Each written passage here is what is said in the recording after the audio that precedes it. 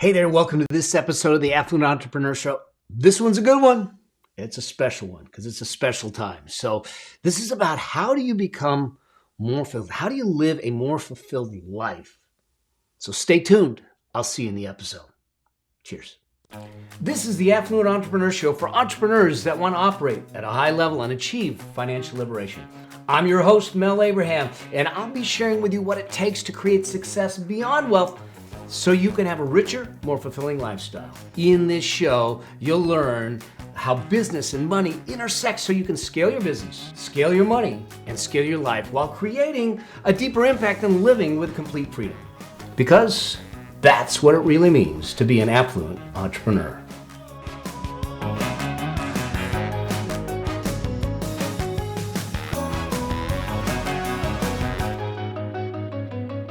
Are you looking to figure out this whole money game?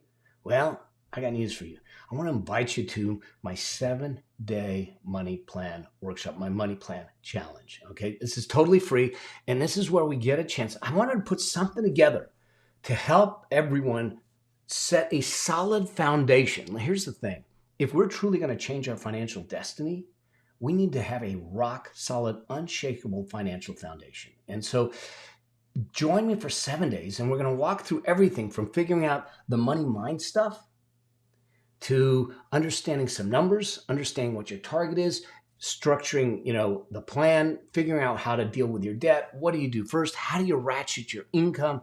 We're going to take one element of each thing on each day, work it through in an action guide and workbook with tools and tactics to make it happen. And so all you got to do is go to themoneyplanchallenge.com, sign up for free, and go through the training. This is my gift to you for being on this journey with me. And hopefully what we do in that process is we set you on a solid foundation. So as we have more and more conversations, we can change your financial trajectory and destiny together. And I look forward to seeing you there. Cheers. All right. Welcome to this episode of the Affluent Entrepreneur Show. This one's going to be cool because I actually want to have a frank conversation with you about something that I think we need a whole lot more of in our world, especially in today's time. So when this episode is about to air, it's going to be here in the United States, it's going to be the week of Thanksgiving, which is a time for us to reflect. It's a time for us to think about life, to think about the things that maybe we're grateful for, that we're thankful for. And unfortunately, sometimes that's the only time we do it. But I think we need to make it more of a daily practice. And so one of the things I want to talk about is this whole idea of gratitude and how that works into your life. How do you make it a daily practice? I'm going to walk through a framework of mine called the Gratitude Grid and that type of thing. Because here's the thing. When we talk about the affluent entrepreneur, we say that there's 3 critical outcomes. And the first critical outcome is that they live a richer lifestyle. Richness isn't about money. Yeah, money has an impact on it, but richness is about life. It's about experiences. It's about feelings. It's about doing things differently. And richness comes from also being grateful and knowing what that can be for us. And so often, especially given the times that we're in, the times that we've gone through, the things that we've seen, the pandemic and everything else, God, when we don't get this gratitude thing right, believe it or not, it seems flippant to just talk about gratitude. We hear it all the time. Let me ask, when's the last time you stopped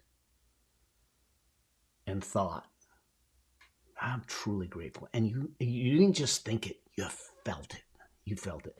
My wife and I, we had to attend a celebration of life this past weekend. And I sat there as some of the family members and friends would get up and talk about the person who passed away. And I couldn't help but think, I wonder if he knew what they felt, what they thought. You kind of sit back and say, how often do we allow things to just live in the land of the unspoken? How often is it that we don't allow someone to understand how much of an impact they had on our life and how truly grateful we are. And what would it be like if they did?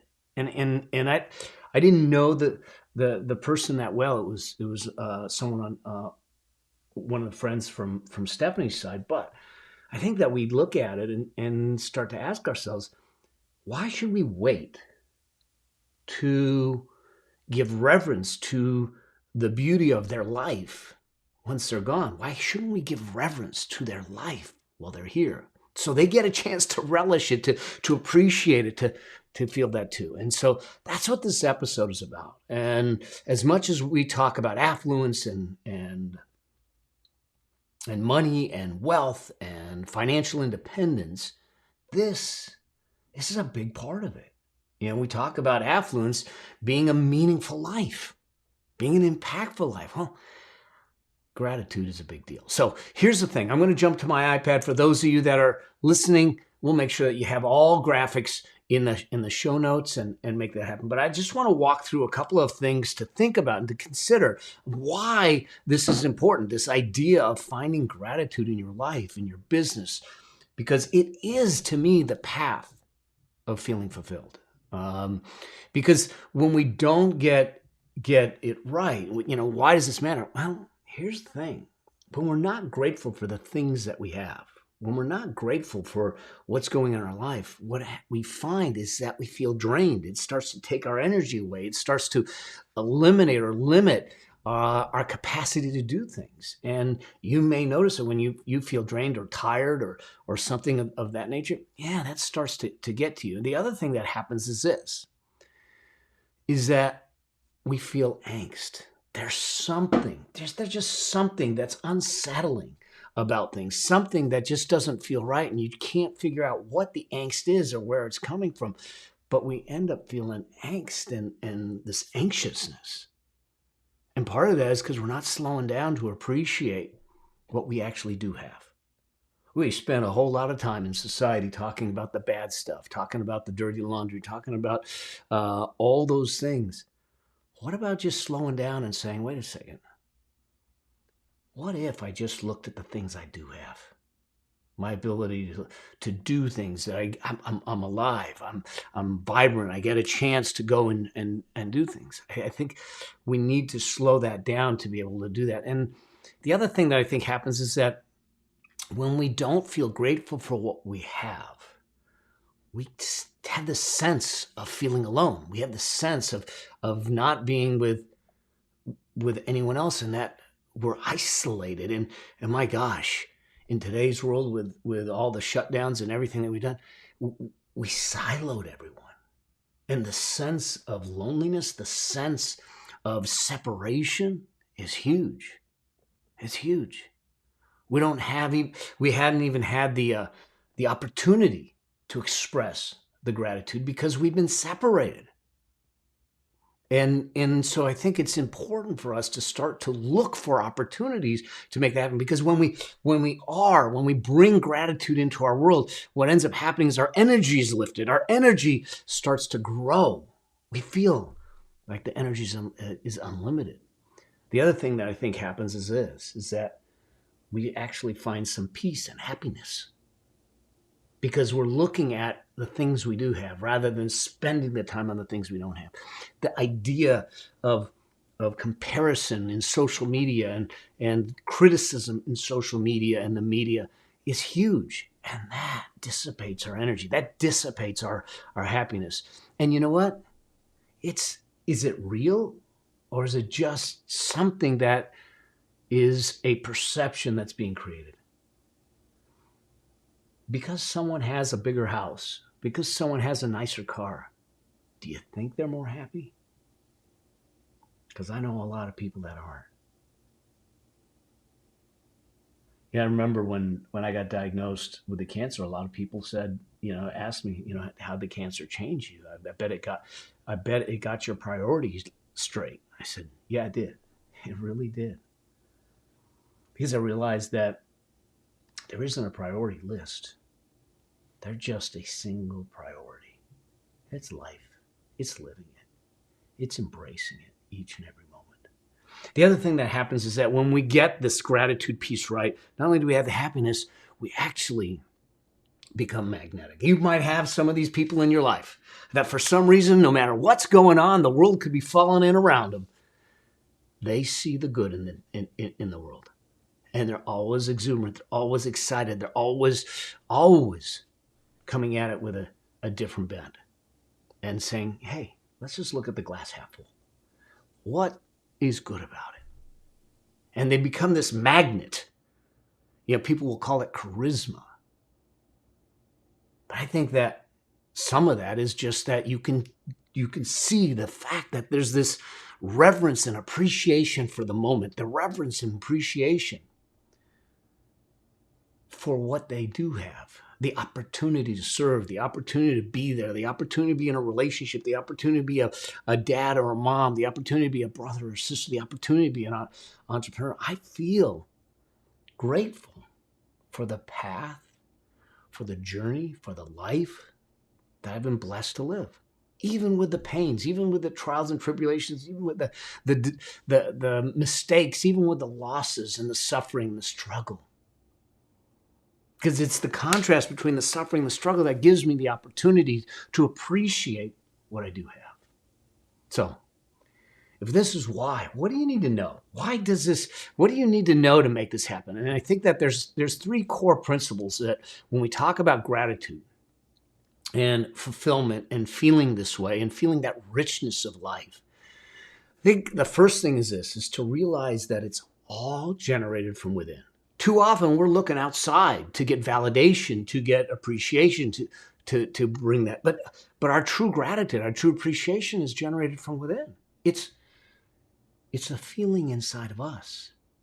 When we walk into a store, when we're walking down the street, to have a reverence and appreciation for that ability to do that. And it seems like not a big deal, but it truly is. Because when we take control, we can take control back to how we feel, to make it self-referential, if you will, and not external. Then we don't find ourselves on the whim and at the mercy of the flows of what's going on around us, the society, the media, the social media, the zeitgeist. We're internally referenced. So that's the first principle I think that we need to know. The second principle is this, is that your actions will give it life. We can think about it, and that does something that gets you maybe to level one. But when we turn around and we take action on it, when's the last time you legitimately said hello and smiled at someone walking down the street? Well, first off, you got to make sure you don't have the mask on. But I know where I live, not directly where I live, because most people are casual and very, very friendly here. But in general, in Los Angeles and everything, when we say hello to someone, sometimes they look at you like, "What do you want?" But and they're checking for their wallet to make sure. It's like, but it's just a legitimate, sincere hello, a wave, a smile. To take action on things, I think, becomes important. The other thing is to realize that gratitude is a practice, and that we create the habit of gratitude on a regular basis. And sometimes when we don't have that habit, we haven't been doing it, we have to actually create something, a mechanism, if you will, to trigger it, to make sure that it becomes part of our life. When we ingrain it and we embed it in our life, that's when all of a sudden it becomes second nature. And when it becomes second nature, it becomes who you are. It starts to embed into your identity, and it's how you show up. And so one of the things I want to do is I want to walk you through something that I use. It's called the Gratitude Grid. It actually is a weekly practice that turns into a daily practice. And we'll talk about the gratitude game plan and how you do this and what that can look like. And by using this framework and doing it on a weekly basis, you're going to find that over time, it just becomes part of who you are, the habit. from the practice becomes an identity. Hopefully that makes sense. All right. So when we talk about this, and I'm going to draw this out on the iPad. Here's the way that this comes into play is that when I look at it in this regard, there's three types of categories, or three little areas I want us to look at from three aspects. So when we do this, what I want us to start to understand is that gratitude falls into three different categories, or at least when we start to try and build it. The first is this, is that we need to consider things from an internal perspective. Okay, internally, what's going on inside of us? What's going on inside of us when we do this? Second, just like we just said, it's part of practice. We need to look at it and say, what is the action or the activity I need to take on? What is the thing I need to do? Okay, so internal is what I feel or think. Activity is an action I take. And then how do I create a practice out of it? How do I create something that's going to allow this to take hold? Okay, so one of the first things when we start to look at this gratitude grid is that we need to consider something and say, how about we just start noticing things? And what I mean by this is that really just taking notice of what is good around you and asking yourself what happens is, look at the goodness that exists in the world. Look in the goodness that lives in your life. Look at the goodness. You know, you could sit back and say, I want a bigger house. I wish you had a nicer car, but you have a house and you have a car. Why not appreciate that for the moment? To live in the goodness and notice the goodness and be aware of the goodness and have the appreciation for the goodness. Okay? Because when we do that, when we start to understand how that plays out, that starts to give us some appreciation to move from. Okay? The second aspect of the internal is that when we look at the goodness, that we turn around and then also consider it with humility. Okay, with humility. I look at this and realize my life, and I have said this before, but I don't believe that anyone is self-made. Anyone who says that I am self-made, I'm a self-made millionaire, they're lying. Absolutely, they're lying, and I feel this very strongly because I am a product of my environment. I am a product of the people around me. I am a product of my audience. I'm a product of my clients, my customers. I'm a product of the people that have blessed my life. And to come at it with some respect and humility and leave the ego in check. The ego is the enemy of appreciation. Now we have an opportunity to start looking at things and saying, yeah, I'm human. I make mistakes. I'm just human. But I come at it with a humility. That's a different game. And then the last element of the internal. So there's three of each in each of these. The last element of the internal is really this idea of commit. But what are we committing to? Oh, man. Now, this one actually sounds really easy, but it's not. I want you to commit to no complaints, criticism, or gossip. All right? Think about this. Think about what it would be like to try and not complain about something. Oh, the coffee's too hot, the coffee's too cold, or this person is that, or that person is this. I'm guessing that also means you probably can't watch the news on that day, okay? Because when we spend our time living in the complaint, living in the criticism, living in the gossip, how can we find the appreciation? There's a guy by the name of Will Bowen, and he started a movement called the a complaint-free world.org, okay? A complaint-free world.org. And what they have is they have these rubber bands that you put on your wrist. And every time you complain, you got to move it to the other wrist. And you're supposed to go complaint-free for 21 days. And it sounds easy, but it's not. It's not. But can you imagine what it would be like if we just said, I'm not going to complain for 21 days? And see, because here's what happens.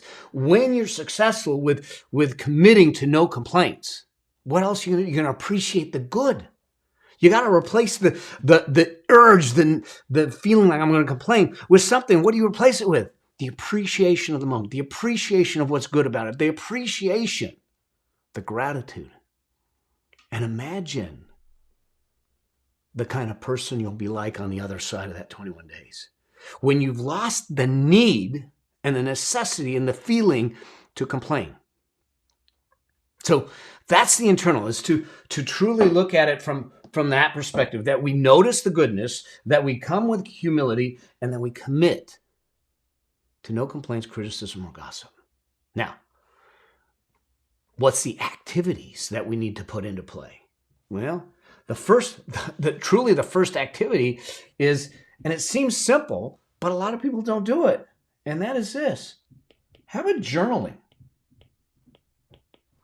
Journaling about your day. Journaling, you can do it on a weekly basis. I think you ought to do it on a daily basis. It doesn't take long, okay?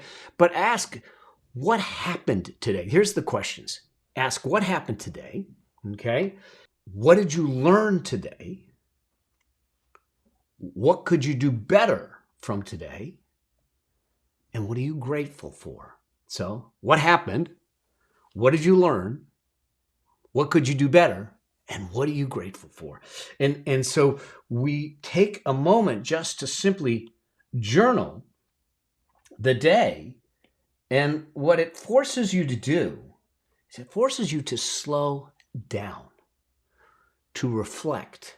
Too often, we're just running like crazy. Too often, we're going too fast and we don't even take the time to reflect, to understand. So the first activity is to journal. The second activity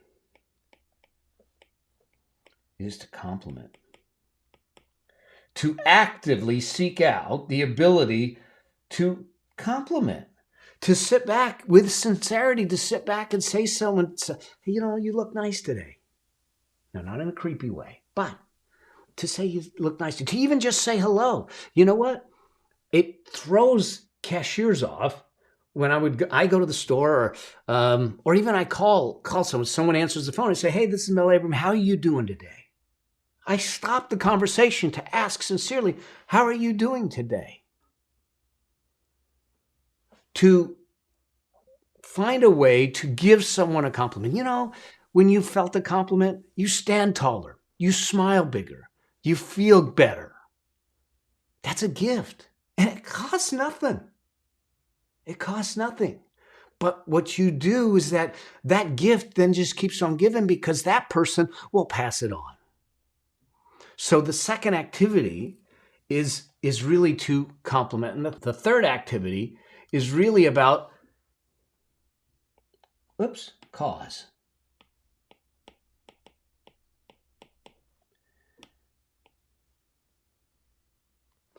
And really, what I mean by this is that I want you to believe and feel that you are at cause.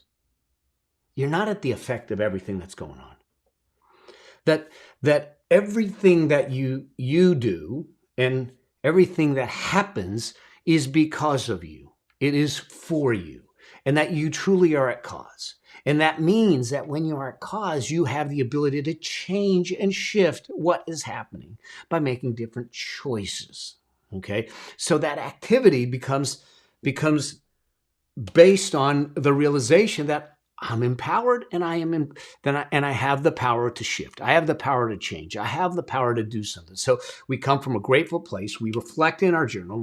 We compliment on a regular basis, and we know that we're at cause of everything that happens in our life. We may not understand it, but we're at cause for everything. Okay. That leads me to the third aspect, and that's really about the practice. And the first idea with the practice is really this idea of transform. Now, this is twofold. Transform is twofold in the sense of I want you to look at how do you transform yourself in this? How do you transform yourself in this? And who you become in this process, and how you transform those around you. And this comes right back to the idea of not perpetuating negativity. To look at things and say, there's negative associations all around us that create and stir an emotion. Let's break that. Let's start creating positive associations. Let's start creating positivity in the world in a way that we start to look at things differently. To sit back and say, I choose to transform how I approach this. I choose to transform how I see it, how I feel about it, because we're at cause.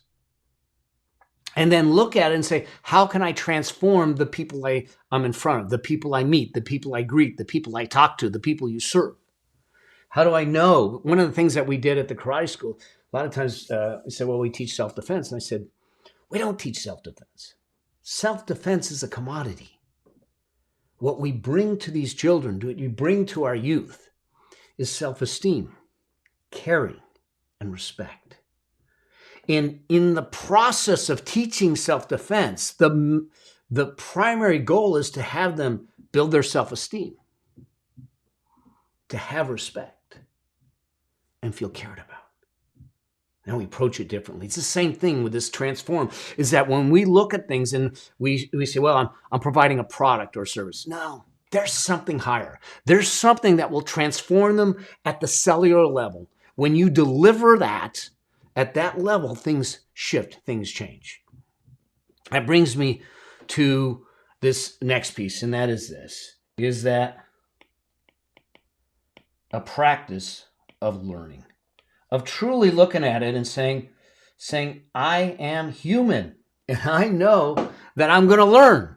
I'm going to make mistakes. There are bad situations. Things are going to happen, and that I'm still going to be grateful for it. I'm actually grateful for the cancer, not because I had it, but because of what it did to me, how it woke me up to look at things differently, what is provided for me to look forward to do differently. So we want to learn from the bad situations. We want to learn from our mistakes. We want to learn and be open to that learning and make that a practice. And that's why when we journal, one of the questions we have to ask is, what did I learn today? See how all this works together. And that leads me to the third piece of practice, and that is to come at this with a sincere heart. To truly look at it with some sincerity, with some reverence, with some ability to look at this in a way that you can be joyous in the moment. To be sincere, to when you say I'm sorry, when you say thank you, that it's not just a throwaway, but you truly mean it. That it's not the words that you sing, it's not even the action that you do, it is the feeling behind it. That you come at it with sincerity. And when we do this on a regular basis, when we start to look at things from the internal, from the activity and the practice, when we're building things, we're noticing, we have humility, and we're committed to no complaints, we're journaling so we can reflect, we're complimenting on a regular basis, we believe that we're at cause, we know that we want to transform. We're willing to learn, and when you approach it with sincerity, things shift. Things completely shift for you. And that's where fulfillment lies, is in the gratitude, in the process, in creating that into a daily practice. Okay. So how do we do this? Here's what I call the gratitude game plan. And what I would tell you to do in this idea, let me move back to the slides and I'll show this to you. But the gratitude game plan is something where I want you to choose 3 to 5 people each week. So I do it on Sunday. I do it on Sunday. And I choose 3 to 5 people that week that I am going to connect with. And I'm going to create a gratitude plan with. And so this gratitude game plan, you ask yourself, I want 3 to 5 people that I'm going to connect this week with. And I'm going to do it either in writing, speaking, video, or a card or something. So first off, it's who it is and what's the relationship you have with them. I want you to look at when's the last time you talked to them and what were the insights, the things that they told you about. And then what do you know about them? What specifically do you know about them that's personal to them? Like, I like key lime pie. If you know that and say, hey, man, have you had any key lime pie lately? There's this instant connection. There's this instant rapport when you do that. What is it? What is it that they've done that you're truly grateful for? Express that to them. To sit back and say, hey, I just wanted to call you. I do this all the time. I'll send a video text and I'll say, hey, man, I was just thinking about you. Hey, I'm just really grateful because of this, this, and this. And I just want you to know that. And then I'll always end with this. Hey, do me a favor. Let me know if there's anything you're working on that I can help you with. Sincerely, just reach out to me and let me see what I can do to support. If it's an introduction, if it's some resource, let me know. And so literally every Sunday, I will sit down and I'll do a game plan, and I'll know the 3 to 5 people that I'm going to connect with. I know who they are. I know what my relationship is. I know what the last time we connected with was about.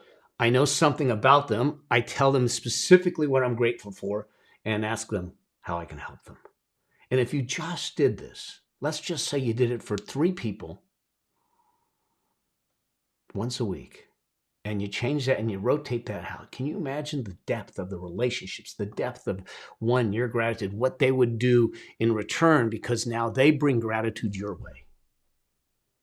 This is what richness is about, that you're enriching other people's life. And when people appreciate you, what it feels like. Well, you be the catalyst for that appreciation. You be the one that starts that cycle of appreciation and see what comes your way. I promise you that this is a practice that I have done for many, many years. And in one way or another, it always comes back. But in the moment where you're expressing gratitude, it always feels good. And that's the key. So I just wanted to do something specific because of the time of year it is, in hopes that we don't just look at it as, oh, well, in the US it's Thanksgiving, so I'll reflect, I'll be thankful, and I'll be grateful for this week. But rather that we use it as a springboard to a new practice, a new process, a new way of showing up in people's lives. Because I believe our society today is starved for this. And that when you have the ability to show up with gratitude, appreciation for your own life, for everything you do have, still yearning some of the things that you're striving for, but that you come from a platform of appreciation, the likelihood that you get to where you want to be, I think is far greater. And in the process, you left a trail of beautiful souls that you blessed with your appreciation and your gratitude along the way. That's a gift. And that's a gift that doesn't cost you anything. And so I hope that you know that I appreciate you for being here, for being part of the show, being on this journey with me. I feel blessed in this moment to know that I get a chance to do what I love to do, to allow people to live the life that they want, to maybe light the way in some way, shape, or fashion, and to lend a helping hand.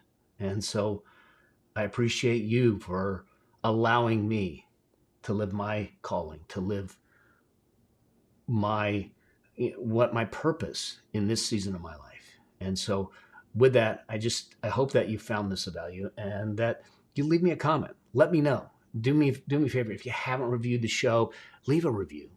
And I'm going to read them on the air. We'll start back to reading them on the air, and we'll get a chance to then award some one-on-ones with me for anything that is read on the air. But more importantly, go out there, not just this week, but from this week on, and express your gratitude. First, start in the mirror and be grateful for who you are and how you show up and everything that's gone on in your life. And then go outside and start expressing gratitude to other people. You'll see the richness in your life expand. Until we get a chance to see each other or talk to each other in another show, always, always, always strive to live a life that outlives you. Cheers. Bye. Thank you for being a part of the Affluent Entrepreneur Show with me, your host, Mel Abraham. If you want to achieve financial liberation to create an affluent lifestyle, join the Affluent Entrepreneur Facebook group at melabraham.com/group. And I'll see you there. Cheers. Bye.